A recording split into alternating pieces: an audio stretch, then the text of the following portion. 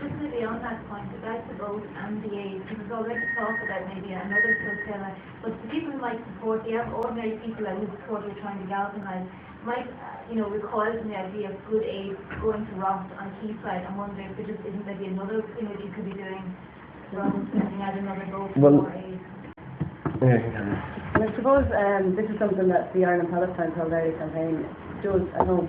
Obviously this vote was managed by the Free Gaza movement. We are a campaigning organisation that's been in existence since 2001, and the main hub of our campaign is the boycott, divestment and sanctions campaign.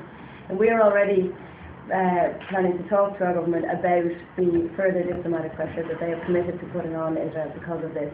We're going to look at sanctions, look at maybe rescinding the decision to allow Israel membership to the OECD, and look at the Euromed agreement and the preferential trade agreement that Israel is awarded with the European community. We're also asking companies like CRH to divest from their interests in Israel immediately. And we're asking the Irish people to carry out the economic boycott of Israel until such a time as it complies with international law and ends its apartheid regime. These are very simple things that individuals can get involved in without having to go anywhere, without having to do anything. We commend the activists to take brave, direct action. Sometimes direct action is the only thing you can do in the face of the international community ignorance of this, or the fact that they have allowed the siege to go on for so long. But while we're waiting for the next flotilla to build up, and Mairead, Derek and Dennis to decide where they want to go with this next, we would certainly ask the Irish people to support the campaign of boycott, divestment and sanctions against Israel until such a time as it complies with international law. I think it's important for people to remember that there's another agenda here too with regard to the Israeli government. I know the focus is on the siege of Gaza, where 1.5 million people, their port is cut off for 42 years. I mean, had the Rachel Corrie got in, it would have been the first cargo boat into that port ever.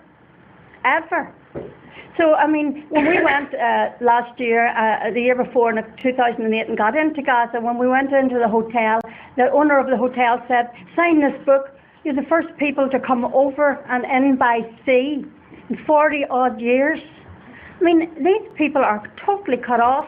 So it's even more than Israel-Hamas, because we met with Hamas, we spoke at the Hamas parliament, we met with all the political groupings, and they're all saying the people of Gaza want peace. The Palestinians want peace. Let us have peace. Let us have Palestinian unity. But Israel has cut off the West Bank from Gaza. It's a divide and conquer policy by the Israeli government, because we all know divide and conquer a people and there won't be peace. So that is their policy, to keep the people divided. So they'll always have an excuse they don't have a partner for peace. They do have partners for peace, but they have made a policy and a choice for land. When I was in East Jerusalem only last year, I stood in a place where the Israelis have annexed Jerusalem, built a museum of tolerance on the graveyard of the Muslim people, demolished whole communities of Palestinian people in order to build Israeli settlements. They are gradually taking over East Jerusalem in order they will have a Jerusalem only for the Jewish people. Now, in today's situation, that is not acceptable to us. So it is up to us to say very clearly, yes, we will go back to Gaza. Yes, we will try to open that port. That's important. But more important is that we encourage our government to say to the Israeli government, you have partners for dialogue. You have partners for peace. Now start making it. Because if we don't solve the Palestinian question and end the occupation, there will never be peace in the Middle East, and that will be to all our damage. Israel doesn't need to have a siege mentality, have nuclear weapons and warships and build walls. Israel is part of the international community. We're interconnected. We should be making friendships, bringing down the barriers.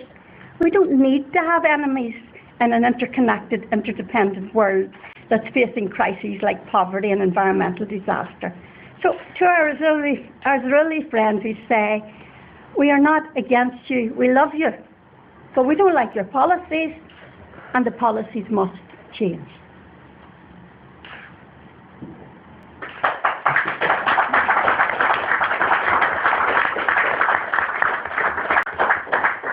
I'm going to take a couple more questions, and I'm going to try and wrap this up around 3:45 because there are some pre-scheduled interviews.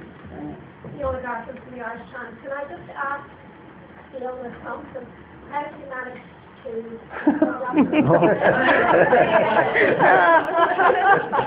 Just one other thing I do have to say is that I originally went out to the boat for Free Gaza, and with Free Gaza, and Free Gaza took me on the boat to document the journey.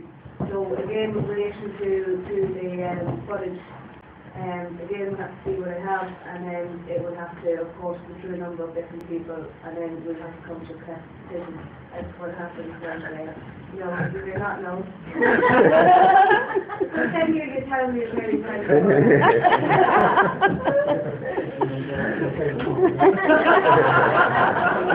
you learned it in too many rounds.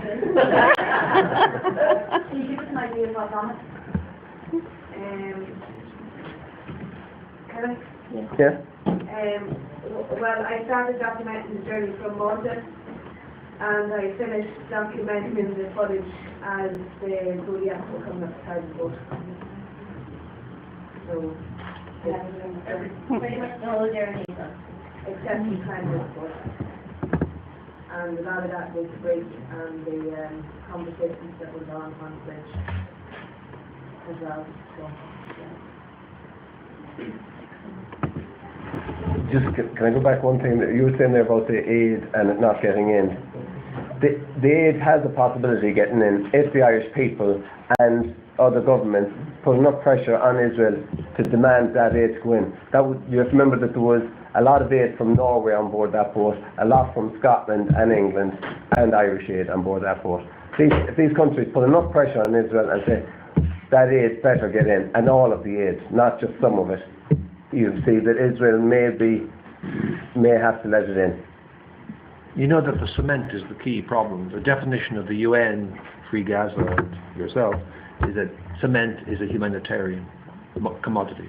The Israelis have decided, unfortunately, that cement is not. So they feel free to keep the cement out. But all of us know it, and the UN has advertised through John King 1,000 times. Without cement, we cannot rebuild the homes that were destroyed, the clinics, the sewage systems, the water systems, the primary schools, the secondary schools, the infrastructural disaster, which is a violation of the Geneva Conventions. That is not allowed under a legal war. This wasn't a legal war. This was an illegal, gross, semi-genocidal attack on the people of Gaza. You know, we need to understand we're up against a very stubborn, difficult people, and they've got to change their policy. And of course, Mairead is right. We're not against the Israelis. We're against their policies. It's a key point, and we're for the Palestinians, both the Arabs in Israel, which are 20%, who are discriminated against and don't have full human rights, and those, of course, Arabs who live in Gaza. Have you any confidence of there being any kind of change as a result of this expedition? Well, we have Obama, we have Hillary Clinton, we have all the right words. Can we turn it into something solid? That remains to be seen. That's a much tougher part. Okay. And what can the Irish government do? What would you like them to do? I mean, there has been quite a lot of support here for you. So what would you like the politicians now to take from this? Or are they such a small voice that really different? No, as Sarah said the other day, Ireland boxes above its weight, as we'd like to think, and I know from the UN peacekeeping point of view that is absolutely true. We want them to stand up and be counted and do the right thing, and they know the right thing, as does Washington and London and Brussels. It's a matter of doing it and facing up to the Israelis, respecting them as we must. We're not anti-Semitic. Maybe we're anti-Zionist, which is a different thing. That's the expansion and the occupation, all of which is in violation of the UN Charter, General Assembly resolutions, in the dozens. That's got to be fixed.